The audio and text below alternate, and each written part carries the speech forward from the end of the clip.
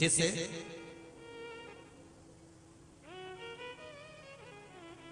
बेलपत्री समर्पित करते हैं, बहुत ध्यान से सुनना भाई। असेंबली हरचंद वाले तो सुन ही रहे हैं, जितने लोग आस्था पर सुन रहे हैं, फेसबुक यूट्यूब पर सुन रहे हैं, वो भी ध्यान दीजिएगा जरा। बेलपत्री शंकर जी को जब चढ़ाई जाती है तो पीछे जो उसमें डूट होता है उसको तोड़ दिया जाता है। बोलो सही है कि गलत है? उसको तोड़ लेते हैं।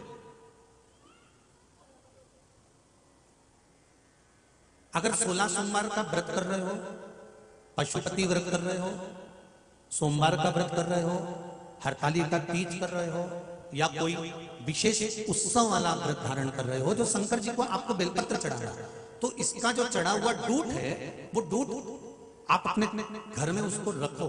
कब तक रखना है? जब तक आप शंकर भगवान की पूजन ना करो।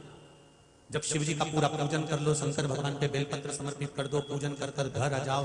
घर आने के बाद में 1 घंटा 2 घंटा जब आपको हो जाए, तब जो बेलपत्री का डूट तोड़ कर रखा हुआ है उसको उठाकर घर में से घुमाकर फिर बाहर फेंको। क्यों? उसका कारण क्या है?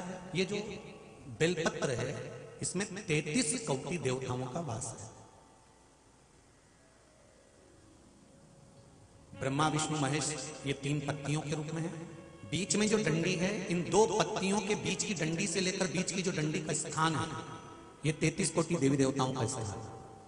इस डंडी के पीछे का जो थोड़ा सा भाग है, ये संत साधु सन्यासी तपस्वी साधक उपासक जो भगवान शिव की आराधना में जो गण लगे रहते हैं उनका वर्णन करता है। पीछे जो आखिरी में छोटा सा टूट ले जाता है, वो हमारे घर के जितनी कष्ट है, रोग है, बीमारी है, दुख है, तकलीफ है, इसका हरण करने के लिए होता है। इसलिए इसको तोड़कर रखने के बाद, शिव जी को समर्पित करने के बाद वो डूट बाद में उठाकर फेंका जाता है, जिससे हमारे घर में कोई बड़ी बीमारी आ रही हो, कष्ट आ रहा हो, रोग आ रहा हो, तकलीफ आ रही हो, तो भोलेनाथ इसको आप हमारी पूजन को स्वीकार कर इसको बाहर फेंक दीजिएगा, इसको नष्ट कर दीजिएगा, इसको समाप्त कर दीजिएगा उस डूट की माध्यम।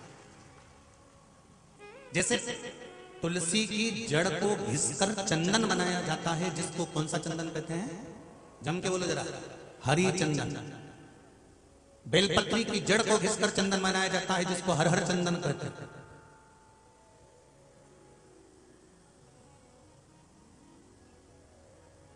आंख की जड़ में से गणेश जी का प्रागट्य होता है। दर्शन करें किसने? आंकड़े की जो जड़ होती है उसमें से गणेश जी का स्वरूप निकलता है। ये एक नियम, एक आनंद।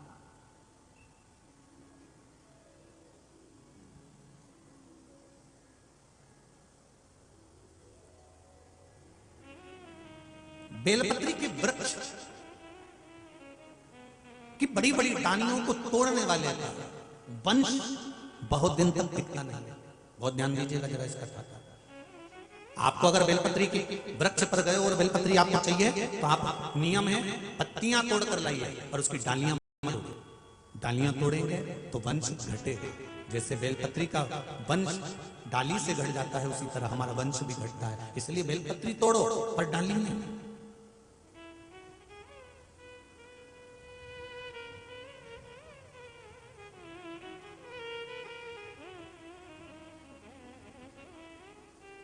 वहां डाली नहीं तोड़नी। शंकर भगवान पर चढ़ाए